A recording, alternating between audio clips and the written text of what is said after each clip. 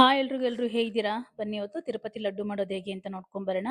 ಶ್ರಾವಣ ಮಾಸದ ಶನಿವಾರಗಳಲ್ಲಿ ಶ್ರೀನಿವಾಸನಿಗೆ ಅಂದ್ರೆ ವೆಂಕಟೇಶ್ವರ ಸ್ವಾಮಿಗೆ ಮನೆಯಲ್ಲೇ ನಾವು ನೈವೇದ್ಯನ ಮಾಡಿ ಈ ರೀತಿ ಲಡ್ಡುನ ಮಾಡಿ ನೈವೇದ್ಯ ಮಾಡ್ಬೋದು. ಬನ್ನಿ ಈಗ ಅದಕ್ಕೆ ಏನೇನು ಬೇಕು ಅಂತ ನೋಡ್ಕೊಂಡು ಬರೋಣ. ನೋಡಿ ಮೊದಲಿಗೆ ಒಂದೂವರೆ ಸ್ಪೂನ್ ಆಗೋಷ್ಟು ಸಕ್ಕರೆ ತಗೊಳ್ತಾ ಇದ್ದೀನಿ. ಹಾಗೆಯೇ ಒಂದೂವರೆ ಸ್ಪೂನ್ ಆಗೋಷ್ಟು ಅಕ್ಕಿ ಹಿಟ್ಟನ್ನ ತಗೊಳ್ತಾ ಇದ್ದೀನಿ. ಇವೆರಡಕ್ಕೂ ಸ್ವಲ್ಪ ಹಾಲನ್ನು ಹಾಕೊಂಡು ನೀಟಾಗಿ ಮಿಕ್ಸ್ ಮಾಡ್ಕೋಬೇಕು. ಸಕ್ಕರೆ ಎಲ್ಲ ಪೂರ್ತಿಯಾಗಿ ಕರಗೋ ಹಾಗೆ ನೀಟಾಗಿ ಮಿಕ್ಸ್ ಮಾಡಿಕೊಂಡು ನಂತರ ನಾವು ಇದಕ್ಕೆ ಕಡಲೆ ಹಿಟ್ಟನ್ನು ಹಾಕೋಬೇಕಾಗತ್ತೆ. ನೋಡಿ ನಾನಿಲ್ಲಿ ಒಂದು ಸಣ್ಣ ಕಪ್ಪಲ್ಲಿ ಕಡಲೆ ಹಿಟ್ಟು ತಗೊಳ್ತಾ ಇದ್ದೀನಿ.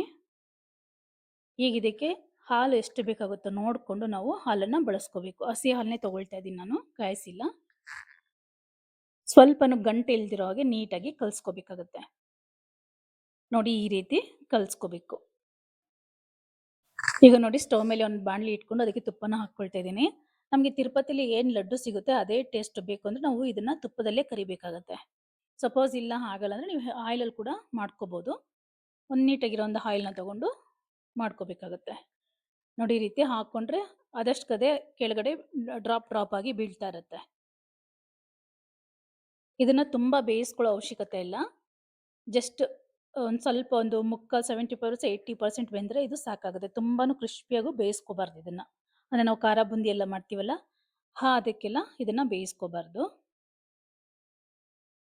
ಸ್ವಲ್ಪನೇ ಹಾಕ್ಕೊಂಡು ಈ ರೀತಿ ನಾವು ಬೂಂದಿನ ಮಾಡಿಟ್ಕೋಬೇಕಾಗತ್ತೆ. ನೋಡಿ ಈ ಕಲರ್ ಚೇಂಜ್ ಆದರೆ ಸಾಕಾಗುತ್ತೆ. ಲೈಟಾಗಿ ಗೋಲ್ಡನ್ ಬ್ರೌನ್ ಬಂದರೆ ಸಾಕು. ಈಗ ಎರಡನೇ ಸಲಿನೂ ಹಾಕ್ಕೊಂಡು ಮಾಡ್ಕೊಳ್ತಾ ಇದ್ದೀನಿ. ನೋಡಿ ಎಲ್ಲವೂ ಈ ರೀತಿ ಮಾಡಿ ಇಟ್ಕೊಂಡಿದ್ದೀನಿ. ಇದರಲ್ಲಿ ಒಂದು ಸ್ವಲ್ಪ ತಗೊಂಡು ಅರ್ಧಂಬರ್ಧ ಪೌಡ್ರ್ ಮಾಡ್ಕೊಂಡು ಬರಬೇಕಾಗತ್ತೆ. ಮಿಕ್ಸಿಗೆ ಹಾಕ್ಕೊಂಡು ತರ್ತರಿಯಾಗಿ ರುಬ್ಕೊಂಡು ಬರೋಣ.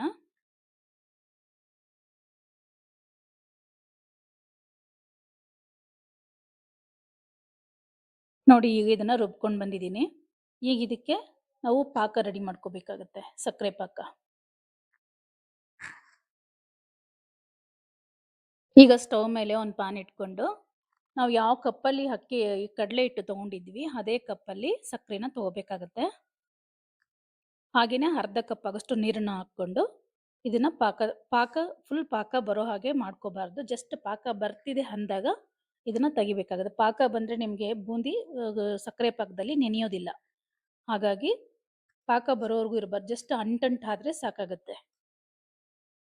ಒಂದು 4 ರಿಂದ 5 ನಿಮಿಷ ಟೈಮ್ ತಗೊಳುತ್ತೆ ಇದು ಬರಲಿಕ್ಕೆ, ಪಾಕ ಬರಲಿಕ್ಕೆ.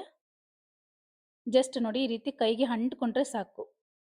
ನೋಡಿ ಈ ರೀತಿ ಅಂಟು ಬಂದರೆ ಸಾಕಾಗುತ್ತೆ. ತುಂಬ ಪಾಕ ಬಂದರೆ ಬೂಂದಿ ನೆನೆಯೋದಿಲ್ಲ, ಸಾಫ್ಟ್ ಆಗಲ್ಲ. ಹಾಗಾಗಿ ಈಗ ಇದಾಗಿದೆ. ನಾವು ಇದಕ್ಕೆ ಏಲಕ್ಕಿ ಮತ್ತು ಲವಂಗನ ಹಾಕ್ಕೊಳ್ಳೋಣ. ಸಕ್ಕರೆ ಪಾಕ ಬಿಸಿ ಇರುವಾಗಲೇ ಏಲಕ್ಕಿ ಲವಂಗ ಹಾಕೋದ್ರಿಂದ ಆ ಫ್ಲೇವರ್ ಎಲ್ಲ ಅದಕ್ಕೆ ಹೇಳ್ಕೊಳ್ಳುತ್ತೆ. ಹಾಗಾಗಿ ಏಲಕ್ಕಿ ಮತ್ತು ಲವಂಗನ ಇದಕ್ಕೆ ಹಾಕ್ಕೊಳ್ತಾ ಇದ್ದೀನಿ. ಈಗ ಇದನ್ನ ಸ್ಟವಿಂದ ಕೆಳಗಡೆ ಇಳಿಸ್ಕೊಂಡು ಆಲ್ರೆಡಿ ನಾವು ಮಾಡಿಟ್ಕೊಂಡಿದ್ದೀವಲ್ಲ ಬೂಂದಿ, ಅದನ್ನ ಇದಕ್ಕೆ ಹಾಕೊಂಡು ನೀಟಾಗಿ ಮಿಕ್ಸ್ ಮಾಡ್ಕೊಂಡ್ಬಿಡೋಣ. ಯಾವುದೇ ಕಾರಣಕ್ಕೂ ಸಕ್ಕರೆ ಪಾಕ ಬರೋವರೆಗೂ ಇರಬಾರ್ದು. ಪಾಕ ಬಂದರೆ ಅದು ಗಟ್ಟಿ ಆಗುತ್ತೆ, ಬೂಂದಿ ಕೂಡ ನೆನೆಯೋದಿಲ್ಲ ಅದರಲ್ಲಿ. ನೋಡಿ ಈ ರೀತಿ ಎಲ್ಲ ನೀಟಾಗಿ ಮಿಕ್ಸ್ ಮಾಡಿಕೊಂಡು ಈಗ ಇದಕ್ಕೆ ಒಂದು 2 ರಿಂದ 3 ಸ್ಪೂನ್ ತುಪ್ಪನ ಹಾಕ್ಕೊಳ್ಳೋಣ. ತುಪ್ಪ ಹಾಕೋದ್ರಿಂದ ಸಾಫ್ಟ್ನೆಸ್ ಬರುತ್ತೆ, ನಮಗೆ ತಿನ್ಲಿಕ್ಕೂ ಚೆನ್ನಾಗಿರುತ್ತೆ.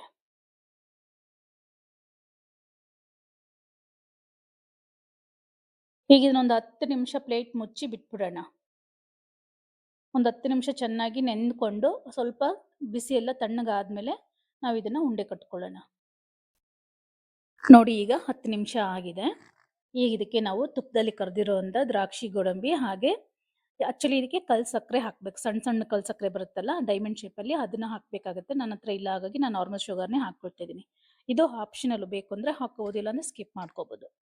ಇದೆಲ್ಲ ಹಾಕೊಂಡು ನೀಟಾಗಿ ಒಂದ್ಸಲ ಕೈಯಲ್ಲಿ ಮಿಕ್ಸ್ ಮಾಡಿಕೊಂಡು ಸ್ವಲ್ಪ ತುಪ್ಪ ಏನಾದರೂ ಸವರ್ಕೊಂಡು ಉಂಡೆನ ಕಟ್ಕೊಳ್ಳೋದು.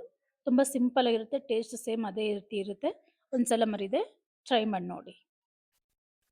ಈ ಶ್ರಾವಣ ಮಾಸದಲ್ಲಿ ಶನಿವಾರಗಳಲ್ಲಿ ಪ್ರತಿ ಶನಿವಾರ ಒಂದೊಂದು ನೈವೇದ್ಯನ ನೀವು ಮನೆಯಲ್ಲೇ ಮಾಡಿ ದೇವರಿಗೆ ಇಡ್ಬೋದು. ನಿಮಗೇನಾದರೂ ಈ ರೆಸಿಪಿ ಇಷ್ಟ ಆಗಿದ್ರೆ ಮರೆಯದೆ ಒಂದು ಲೈಕ್ ಕೊಡಿ. ಹಾಗೆ ಇನ್ನೂ ಯಾರೆಲ್ಲ ನನ್ನ ಚಾನಲ್ ಸಬ್ಸ್ಕ್ರೈಬ್ ಮಾಡ್ಕೊಂಡಿಲ್ಲ ದಯವಿಟ್ಟು ಸಬ್ಸ್ಕ್ರೈಬ್ ಮಾಡ್ಕೊಳ್ಳಿ. ವಿಡಿಯೋ ಪೂರ್ತಿ ನೋಡಿ, ಇಷ್ಟ ಆದರೆ ಮಾತ್ರ ಒಂದು ಲೈಕ್ ಕೊಡೋದನ್ನ ಖಂಡಿತ ಮರಿಬೇಡಿ. Thank you for watching. Bye.